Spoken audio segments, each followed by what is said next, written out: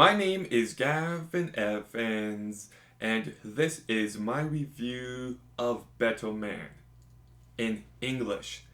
And I say that because I saw the first 30 minutes to this movie twice today. The first time, for whatever reason, was in French, but then the theater fixed that issue and I got to watch it again in English, thankfully. But that was really annoying. But this is a music biopic on Robbie Williams, and I'm not too familiar with the guy. He was a member of Take That for a few years, and I know some of their songs, mainly due to Matthew Vaughn's filmography, but I'm not like a passionate fan or anything. But I hate music biopics. They're just the same story being told over and over again, and I'm really tired of it. But that said, this would be a top 2 music biopic. It's up there with Elvis for the exact same reasons. So let's begin by talking about the cast. And Robbie Williams plays Robbie Williams, and I thought he did a very good job. He brought plenty of personality to his character, and he just sells you on everything that he needed to. Steve Pemberton plays his dad, and he's not in the movie much, but I do think he did a good job. Kate Mulvaney and Alison Steedman do a really good job as well. Damon Harriman does a perfectly fine job, and Michelle Benoit I thought did really good. I just wish she was in the movie a bit more. But the real star of Better Man is the direction by Michael Gracie. This guy just completely knocks it out of the park here. Just like Baz Luhrmann did with Elvis, he just brings so much personality and life and energy to this story that, yes, it's cliche as hell, but he really leaves his fingerprints all over this movie. The way the camera moves in certain moments is so dynamic, and the editing is just phenomenal, and the sound design and mixing here is just fantastic. Oh, by the way, did I mention that Robbie Williams is a monkey this entire movie? Well, that's the case, and I thought the CGI was really good. So the technical aspects really do help this movie stand out, and there are some truly incredible moments here that reminded me why I love movies. There's a scene early on set to the song Feel, which I found to be very powerful. There's a scene set to the song Walk DJ, which was just terrific and fun and just so incredibly well crafted.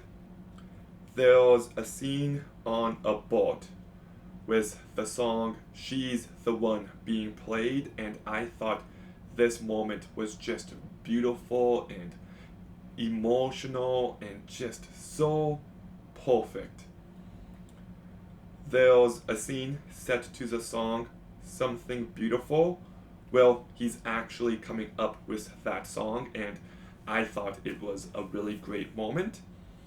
And I thought the final few minutes of this movie were truly beautiful.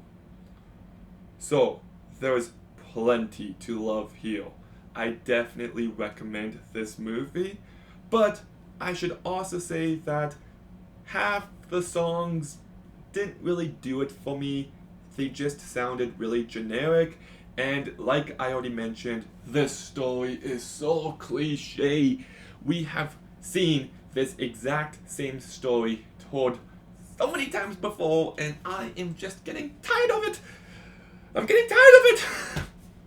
It's the same story as Johnny Cash, pretty much. It's the same story as Elvis Presley, pretty much. It's the same story with Freddie Mercury, pretty much. It's the same story with Elton John, pretty much. I could go on and on and on and look, I'm just so tired of music biopics. Like, this movie is good, but once we got to the part of the movie where it really focuses on his drug addiction, I was like, yep, of course we're at that point. And I get the importance of including it. It's a true story, so it kinda has to be there. But at the same time, I, I'm just sick of this formula. I really am. And it doesn't help that this movie is like 2 hours and 15 minutes, and holy shit, I really thought it dragged at points. Like, I feel like you could have shaved a good 20-25 minutes off this movie and it would have been all the better for it. It's definitely too long. But, that said, I still like this movie. If I had to choose a music biopic to watch, I would either pick this one or Elvis. And yes, both of those movies are too long. And yes, those movies have pretty much the same cliches, but both movies are just directed so incredibly well, and I was really impressed with what Michael Gracie did here. There are some truly incredible moments, and the cast does a good job, so I still liked this movie. I had a good time. I just don't know how many more music biopics I have it in me. But, Better Man, I'll give a 7 out of 10.